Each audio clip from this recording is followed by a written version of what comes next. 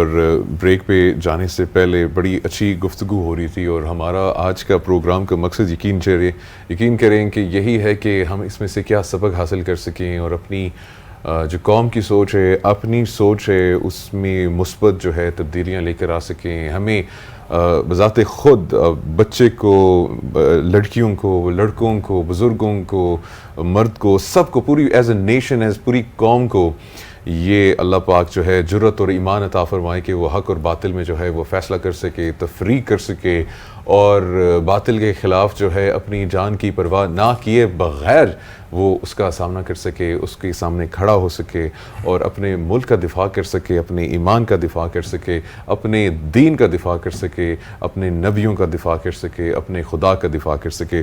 اسی پہ مزید گفتگو کرنے کے لیے ان اسٹوڈیو ہمارے ساتھ موجود ہیں ڈاکٹر علامہ محمد اشفاق صاحب، انہیں خوش آمدید کہتے ہیں۔ السلام علیکم۔ وعلیکم السلام ورحمۃ اللہ۔ علامہ صاحب، جیسے میں نے یہ عرض کیا ابھی آغاز کے اندر کہ 9 اور 10 محرم ہمارے لیے ایک سبق ہے، اور اسلام زندہ ہوتا ہے ہر کربلا کے بعد، ایسا ہی ہے۔ اور وہ اتنا، وہ واقعہ آج بھی جو ہے زندہ ہے۔ آج کا ہم اپنا نظام دیکھ لیں، آج کا ہم اپنا معاشرہ دیکھ لیں، آج کی ہم اپنی قوم دیکھ لیں، تو ہم بہت دور ہیں۔ اور میں سمجھتا ہوں کہ شاید ہمیں وہ حسینی سوچ کی ضرورت ہے، وہ حسینی ایمان کی ضرورت ہے، وہ حسینی جرت کی ضرورت ہے، وہ حسینی شجاعت کی ضرورت ہے، نہ صرف ہمیں بلکہ ہماری بیٹیوں کو، ہماری ماؤں کو، ہمارے والدین کو، ہمارے بھائیوں کو، پوری قوم کو۔ ایسا ہی ہے۔ سب سے پہلے تو آپ لوگوں کا بہت شکریہ کہ اس بابرکت موضوع کے حوالے سے گفتگو کا موقع ملا۔ کربلا کا ایک بہت عجیب درس یہ ہے کہ امام حسین کو ہم وارث انبیاء کہتے ہیں، اور وارث انبیاء کا مطلب یہ ہے کہ انبیاء کے اندر جتنی بھی صفات تھی، کمالات تھے، وہ سب امام حسین کو ملے رسول خدا کی طرف سے، چونکہ رسول خدا کا ارشاد ہے حسین منی، حسین مجھ سے ہیں۔ منی کا مطلب یہ ہے کہ جتنے اوصاف انبیاء کے اندر پائے جاتے تھے وہ سارے منتقل ہوئے رسول خدا کے ذریعے سے امام حسین کو۔ اچھا، ایک صفت جس کی طرف بہت کم اشارہ کیا جاتا ہے وہ یہ ہے، اور یہ بہت مہم ہے، اور مجھے خوشی کی بات ہے کہ آپ کے ٹی وی کے ذریعے سے میں یہ گفتگو کر رہا ہوں، وہ یہ ہے کہ آپ انبیاء کا سلسلہ دیکھیں، 1,24,000 نبی گزرے ہیں۔ ان میں سے میں چیلنج کرتا ہوں کہ کوئی بھی نبی ایسا نہیں ہے کہ جس نے انسانوں سے نفرت کی ہو۔ بے شک، یہ بہت اہم نقطہ ہے۔ بے شک، انسانوں سے نفرت نہیں ہے، میں نے مسلمان کی بات نہیں کی ہے، بلکہ انسان کے برے اعمال سے نفرت ہے۔ جتنے بھی انبیاء گزرے ہیں آپ اس میں دیکھیں کہ ان کے ہاں کبھی بھی کسی انسان سے نفرت نہیں ہے۔ اگر ظالم سے نفرت کی ہے تو اس کے ظلم کی وجہ سے کی ہے۔ اچھا، ہمارے پاس دلیل بھی ہے قرآن مجید سے۔ دلیل کیا ہے کہ حضرت لوط نے اپنی قوم کو مخاطب کیا، چونکہ دلیل صرف یہاں موجود ہے اس لیے میں یہاں تذکرہ کر رہا ہوں۔ اور وہ آیت واقعاً میں کہتا ہوں کہ اس کو ہر جگہ پر آویزہ کرنا چاہیے تاکہ لوگوں کو انبیاء کی حقیقت کا اندازہ ہو سکے۔ اس آیت میں ہے بسم اللہ الرحمن الرحیم، انی لعملکم من القالین، میں تم لوگوں کے عمل سے نفرت کرتا ہوں۔ یہ بہت بڑا نقطہ ہے کہ میں تم لوگوں کے عمل سے نفرت کرتا ہوں۔ اس کا مطلب کیا ہوا کہ جب تم برے کام چھوڑ دو گے، ظلم چھوڑ دو گے، تو میں تم لوگوں کو اپنے سینے سے لگاؤں گا۔ یہی چیز بعین ہی ہمیں کربلا میں ملتی ہے، امام حسین علیہ السلام، جس سے ہمیں سیکھنے کی ضرورت ہے اور ہمارے معاشرے میں اس کو رائج کرنے کی ضرورت ہے۔ امام حسین علیہ السلام کے ہاں ایک صحابی ہے زہیر ابن قین۔ آپ اس چیز کو ذہن میں رکھیں کہ جو میں نے ابھی مقدمہ پیش کیا ہے، زہیر ابن قین وہ انسان ہے کہ جو اس خاندان سے نفرت کرتا تھا، حتیٰ کہ جب وہ عاشور کے دن کھڑا ہوا تو ابن زیاد کی فوج نے اس سے کہا کہ تم تو اس خاندان سے نفرت کرتے تھے، تم یہاں کیسے آ گئے امام حسین کی طرف؟ امام حسین علیہ السلام اور وہ دونوں مدینہ سے نکلے مکہ کی طرف، اور زہیر کی ایک کوشش تھی کہ ان کی ملاقات امام حسین سے نہ ہو، لیکن ایک جگہ ایسی آئی کہ جہاں دونوں نے ایک ہی جگہ پر پڑاؤ کیا، تو امام حسین نے اپنا قاصد بھیجا انہوں نے ملنے سے انکار کیا، کہا کہ یہاں امام حسین کے لیے کوئی جگہ نہیں ہے۔ تو اس کی بیوی نے کہا کہ یہ بہت بری بات ہے کہ رسول خدا کا فرزند آپ کو بلا رہا ہے اور آپ نہیں جا رہے۔ تو پھر وہ چلے گئے، اور تاریخ کہتی ہے کہ ملاقات بہت مختصر رہی، لیکن جب باہر نکلے ہیں تو انہوں نے ایک عجیب جملہ کہا کہ مجھے حسین نے اپنا دیوانہ بنا دیا۔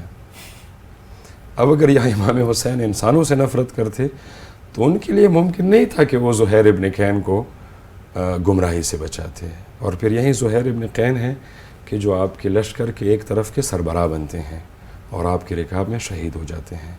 اب مجھے بتائیں نا، میں یہ بڑے درد دل سے کہتا ہوں، وہاں سیریا میں نے بہت سی جگہوں پر یہ کہا، اس کائنات کی سب سے خوبصورت ذات اللہ ہے، بے شک، بہت خوبصورت، یعنی جس نے یہ ساری خوبصورتیاں پیدا کی ہے وہ خود کتنا خوبصورت ہوگا، اور سب سے زیادہ محبت کرنے والی ذات اللہ کی ہے بے شک، اپنے مخلوقات سے۔ اچھا آپ مجھے بتائیں، آپ یورپ کے کسی چوک چلے جائیں اور وہاں زور سے کہیں اللہ اکبر، اگر وہ چوک بھرا ہو تو خالی ہو جائے گا۔ آپ سمجھ رہے ہیں نا؟ جی جی، لوگ یہ سمجھیں کہ دھماکہ ہونے والا ہے۔ یہ اللہ کے نام کے ساتھ کتنا بڑا ظلم ہوا ہے، بے شک، چونکہ اللہ کے نام پہ لوگوں کو ذبح کیا گیا، اور یہ باقاعدہ منصوبہ بندی کے ساتھ یہ کام ہوا ہے۔ ہم بڑا سادہ سمجھتے ہیں اس کو۔ جی جی، ایسے ہی، اللہ اپنے ہر بندے سے محبت کرتا ہے۔ اس کو کیسے پیش کیا ہے؟ اس کو ایسے پیش کیا ہے کہ بھئی اس کا نام لیں اور آپ ذبح کریں۔ لہٰذا ہمیں آپ لوگوں سے بھی میں یہ گزارش کروں گا کہ باقاعدہ اس چیز پہ پروگرامات ہو کہ صحیح طریقے سے اس تصور کو پیش کیا جائے کہ اللہ نے اپنے مخلوقات کو کیوں پیدا کیا تھا اور اللہ کیا چاہتا ہے ان سے، اور امام حسین کا دور کیا تھا۔ تو یہ بہت بڑا درس ہے کربلا کا کہ انسانوں سے نفرت نہیں ہے، دین اسلام میں انسانوں سے نفرت نہیں ہے، انسانوں کے برے اعمال سے نفرت ہے۔ میں تھوڑی سی بات طویل کر گیا، ایک مثال کے ذریعے سے مزید وضاحت کروں گا۔ آپ کسی بھی ڈاکٹر کو دیکھیں کہ اگر ڈاکٹر مریض سے نفرت کرے تو وہ اس کا کبھی بھی علاج نہیں کرے گا، کیونکہ نفرت کا لازمہ ہے دوری۔ بے شک، لیکن اگر وہ مریض سے محبت کرے، مریض کے مرض سے نفرت کرے تو وہ ضرور اس کا علاج کرے گا۔ انبیاء روحانی ڈاکٹر تھے، وہ روحانی جو امراض تھے ان کا علاج کرنے آئے تھے۔ مستحیل ہے، محال ہے، ناممکن ہے کہ وہ کسی انسان سے نفرت کرے، اور یہی چیز ہمیں کربلا میں نظر آتی ہے۔ بالکل، بہت خوبصورت۔ علامہ صاحب، 9 محرم کا جو دن تھا، اس دن جنگ شروع ہونے والی تھی، لیکن امام حسین رضی اللہ تعالیٰ عنہ نے ایک دن کی مہلت مانگی۔ ہاں جی، اس مہلت کے پیچھے کیا وجہ تھی؟ یہ سوال بہت اچھا ہے کہ امام حسین علیہ السلام نے ایک رات کی مہلت مانگی، بلکہ ہم اس کو ایسے تعبیر کرتے ہیں کہ امام حسین علیہ السلام نے ایک رات کی مہلت ان کو دی بے شک، کہ وہ سوچیں کہ وہ کس سے لڑ رہے ہیں، کس سے جنگ کر رہے ہیں۔ ابھی یہاں آنے سے پہلے میں تاریخ کی کتاب پڑھ رہا تھا جس میں اس واقعے کا ذکر ہے، نفس المحموم کے نام سے ہے، شیخ عباس قومی رحمۃ اللہ علیہ نے لکھی ہے۔ وہ کہتے ہیں کہ یہ 9 محرم جو ہے، اس دن شمر کربلا آیا تھا، اور وہ خط لے کے آیا تھا ابن زیاد کا کہ آج امام حسین سے جنگ کریں، کوئی صلح نہیں ہے۔ تو وہ عجیب، یہ آپ لفظ دیکھیں نا کہ عمر سعد جو ہے وہ اپنے فوج کو کہتا ہے کہ یا خیل اللہ ارکبی، اے اللہ کی فوج، اے اللہ کے لشکر سوار ہو جاؤ۔ امام حسین سے لڑنے جا رہے ہیں، اور لشکر کا نام کیا؟ اللہ کی فوج، اللہ کے لشکر۔ اور دوسرا جملہ ہے وہ ابشری بالجنہ، اور جنت کی بشارت ہو۔ عجیب نہیں ہے؟ لیکن پروپیگنڈا کیسا ہوتا ہے۔ یہ جنت کے جوانوں کے سردار ہے، رسول خدا نے کہا کہ حسن اور حسین جنت کے جوانوں کے سردار ہے، اور عمر سعد اپنی فوج کو کیا کہہ رہا ہے کہ جنت کی خوشخبری ہو۔ تو آپ کے سوال کی طرف آتے ہوئے، جب یہ لشکر خیمہ گاہ کی طرف بڑھا، خیمہ گاہ کی طرف، تو مختصر کر کے یہ بتا دوں، امام حسین علیہ السلام نے اپنے بھائی ابو الفضل العباس کو بھیجا اور کہا ان سے پوچھو کیا ارادہ ہے۔ تو جناب عباس آئے، انہوں نے کہا کہ کیا ارادہ ہے؟ کہا یا یزید کی بیعت کرو، ابن زیاد کی بات مان لو، یا ہم آپ کے ساتھ جنگ کریں گے ابھی اسی وقت۔ تو کہا کہ میں ابو عبداللہ امام الحسین علیہ السلام کو خبر کرتا ہوں۔ واپس آئے، امام حسین نے کہا کہ بھائی ان سے کہو کہ ہم آج جنگ نہیں کریں گے، ہمیں ایک رات کی مہلت دیں کہ بظاہر مانگ رہے ہیں لیکن دے رہے ہیں. اچھا سبب کیا بتائی؟ سبب یہ بتائی کہ چونکہ میں نماز سے محبت کرتا ہوں، میں آج نماز پڑھنا چاہتا ہوں. قد کنت احب الصلاۃ، اور اس کے بعد کہا قرآن کی تلاوت کرنا چاہتا ہوں اور دعا اور استغفار کرنا چاہتا ہوں. 3 چیزیں بتائی. پہلی چیز کیا بتائی کہ میں نماز پڑھنا چاہتا ہوں، دوسری چیز بتائی کہ میں قرآن کی تلاوت کرنا چاہتا ہوں، اور تیسری چیز دعا کرنا چاہتا ہوں. تینوں چیز بہت اہم ہیں. اچھا پہلی چیز کیا ہے کہ میں نماز پڑھنا چاہتا ہوں. ہمارے ہاں عمومی طور پر نماز کو ایک عجیب و غریب طریقے سے پیش کیا گیا ہے. نماز خدا سے ملاقات ہے، یعنی ہم جب نماز پڑھتے ہیں تو ہم اس وقت خدا سے ملاقات کر رہے ہوتے ہیں. میں آپ سے پوچھتا ہوں، ہم میں سے کون نہیں چاہتا کہ جو اپنے سے بڑی شخصیت کے ساتھ ملاقات کا خواہش مند نہ ہو؟ ہمارے یہاں نا جب کوئی کسی بڑے سے ملتا ہے تو پھر اس کی تصویر فیس بک پہ سوشل میڈیا پہ ڈال دیتا ہے بڑے فخر کے ساتھ نا. خدا آپ سے کہتے ہیں آؤ میرے ساتھ ملاقات کرو. صحیح ہے، میں آپ کو موقع دیتا ہوں. تو نماز سے کیوں محبت تھی؟ چونکہ امام حسین خدا سے ملاقات کرنا چاہتے تھے.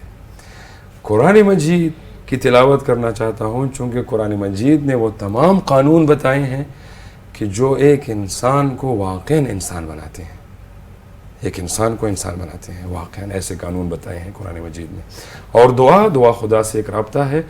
اور امام حسین نے ایک پیغام دیا کہ یہ لوگ جس سے لڑنا چاہتے ہیں، ایک تو وہ فرزند رسول ہے، فرزند زہرا ہے، فرزند امام علی ہے، دوسرا یہ اس انسان کے ساتھ جنگ کرنا چاہتے ہیں جو خدا کی دین کی تبلیغ کرنا چاہتا ہے.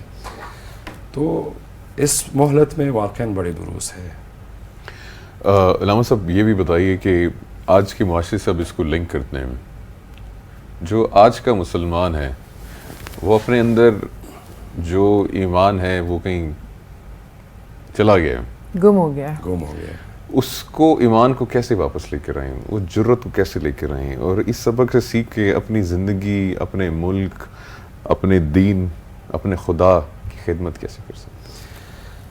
بہت اچھا سوال ہے کہ وہ ایمان کہیں کھو گیا ہے. حضرت علامہ محمد اقبال رحمۃ اللہ علیہ فرماتے ہیں کہ بے عمل تھے ہی جواں، دین سے بدزن بھی ہوئے. یہ جواب شکوہ کا ایک بہت خوبصورت مصرع ہے. اور اسی توسط سے میں آپ لوگوں سے گزارش کروں گا کہ پاکستان میں جو مظلوم شخصیات ہیں ان میں سے ایک شخصیت علامہ محمد اقبال ہے. اس پہ پروگرام ہونے چاہیے، ان کے افکار کو رائج کرنا چاہیے. Unfortunately, yes. یہ میں آپ کو حقیقت بتا رہا ہوں. جی حقیقت ہی ہے سر. اور میں آپ کو یہ بھی بتاؤں آپ کے سوال کی طرف آنے سے پہلے کہ یہ وہ شخصیت ہے کہ جس کے بارے میں میرے استاد علامہ راجہ ناصر عباس جعفری صاحب فرماتے ہیں کہ دنیا کے آپ کسی بھی مفکر کو اٹھا لیں، اس کی فکر کو پڑھ لیں، اقبال اس سے پہلے وہاں پہنچا ہوتا ہے. کیا بات! یہ بہت بڑی بات ہے. بہت بڑی بات. ہم پاکستانی، میں بعض کی بات کر رہا ہوں، ہمارے اندر مسئلہ یہ ہے کہ ہم اپنی ہر چیز کو کم تر سمجھتے ہیں، دوسروں کی چیز کو زیادہ سمجھتے ہیں، اپنی ہر چیز کو کم تر سمجھتے ہیں. اقبال جیسا مفکر دنیا کے پاس نہیں ہے. اس نے جو امام حسین کے بارے میں بھی کلام لکھا ہے نا، وہ عجیب کلام ہے. ایک شعر میں عرض کر دیتا ہوں. امام حسین کا فارسی میں کہتا ہے کہ اللہ اللہ بائے بسم اللہ پہ در، معنی ذبح عظیم آمد پہ سر.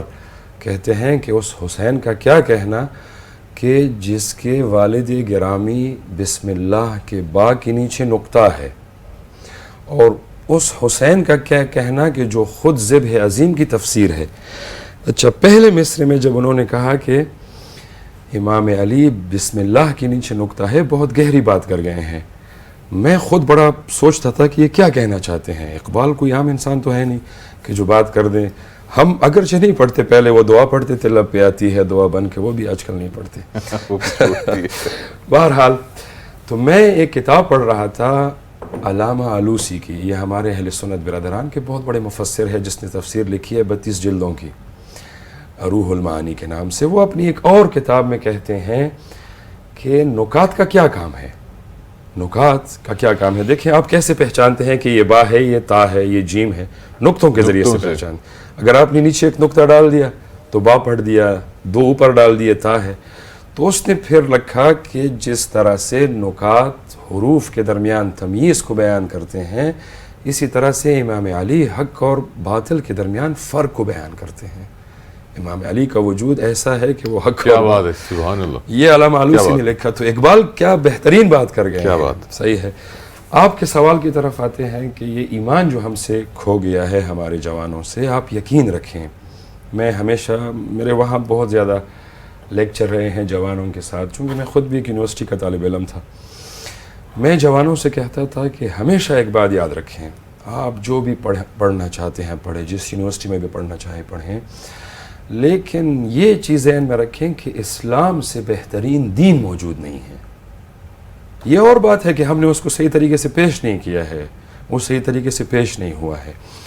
اور جوانوں کو کس طرح سے ہم اسلام کی طرف مائل کریں؟ قرآن مجید کے بارے میں ہمارے لیکچر ہونے چاہیے، لیکن وہ روایتی لیکچر نہیں. میں ایک مثال آپ کو دوں مثال کے طور پر کہ کس طرح سے روایتی لیکچر نہیں ہونے چاہیے. مثال کے طور پر ایک مثال ہے حضرت نوح کے بارے میں یہ آیت ہے. وہ خدا کی بارگاہ میں شکایت کر رہے ہیں کہ اب دیکھیں نا، قرآن نے ایک واقعے کو بیان کیا ہے اور کس دقت کے ساتھ بیان کیا ہے. وہ کہتے ہیں رب انہم عصونی، پروردگار ان لوگوں نے میری نافرمانی کی ہے. اس کے بعد کہا واتبعوا من لم یزدہ مالہ وولدہ الا خسارہ، اور ان لوگوں کی اتباع کی ہے کہ جن کو مالی دنیا نے صرف نقصان پہنچایا ہے. اچھا آپ ماشاءاللہ سے سمجھدار، ہم سب سمجھدار ہے. ایک سوال آپ سے کرتا ہوں، جب انہوں نے یہ کہا کہ میری نافرمانی کی ہے کافی ہے، یہ کیوں کہا کہ ان لوگوں کی اتباع کی ہے؟ سرکار آپ نے فرما دیا کہ انہوں نے میری نافرمانی کی ہے کافی ہے. قرآن ایک قانون، ایک ڈاکٹرائن دینا چاہتا ہے. وہ کیا ہے؟ وہ یہ ہے کہ کافی نہیں ہے کہ انسان ایک نبی کی نافرمانی کر کے گھر میں بیٹھ جائے. اگر انسان نبی کی نافرمانی کرے گا، ایک صالح قیادت کی نافرمانی کرے گا، تو وہ لامحالہ باطل کی طرف جائے گا، چاہے وہ اپنے گھر میں ہی کیوں نہ بیٹھا ہو. نوح علیہ السلام نے جب یہ دو باتیں کی نا کہ انہوں نے میری نافرمانی کی اور ان لوگوں کی اتباع کی، کیا کہنا چاہا کہ ہو سکتا ہے ایک آدمی کہے کہ میں نے نبی کی نافرمانی کی ہے لیکن میں اپنے گھر میں بیٹھ گیا ہوں. آپ گھر میں بھی بیٹھے ہیں نافرمان ہے تو آپ نافرمان ہیں اور آپ باطل کا ساتھ دے رہے ہیں. اس لیے درمیانی جگہ نہیں ہے، یا آپ حق کے ساتھ ہیں یا باطل کے ساتھ ہیں. علامہ صاحب ایک چیز میں آپ سے پوچھنا چاہوں گی. آپ نے کہا کہ دین سے محبت، ہم نے دنیا کے بارے میں بات کی، لیکن سب سے جو مین نقطہ ہے وہ اللہ تعالیٰ کا سے محبت کا نقطہ میں سمجھتی ہوں.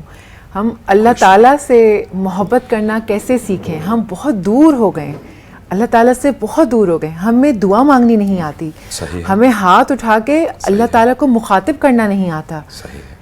محبت کرنا کیسے سیکھیں؟ قریب کیسے آئیں اللہ کے؟ دیکھیں یہ نقطہ میں نے بیان بھی کر دیا، لیکن پھر ایک دفعہ اشارہ کر دوں کہ اس کائنات کی سب سے محبوب ذات کیا ہے؟ خدا ہے. سب سے خوبصورت ذات. انسان جب خدا کی خوبصورتی دیکھے گا قیامت کے دن تو وہ سب چیزوں کو بھول جائے گا. اچھا وہ سب سے محبوب ذات ہے، سب سے خوبصورت ذات ہے، اسے ہم کیسے محبت کریں؟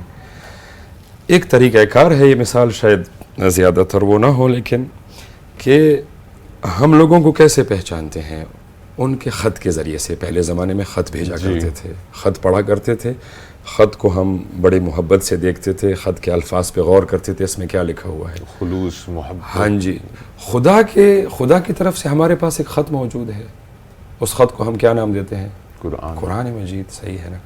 اگر ہم خدا سے محبت کرنا چاہے، ابھی میں آپ کو ایک مثال دوں گا کہ کاش اس مثال کو پیش کیا جائے تو ہمیں خدا سے واقعاً محبت ہو جاتی ہے.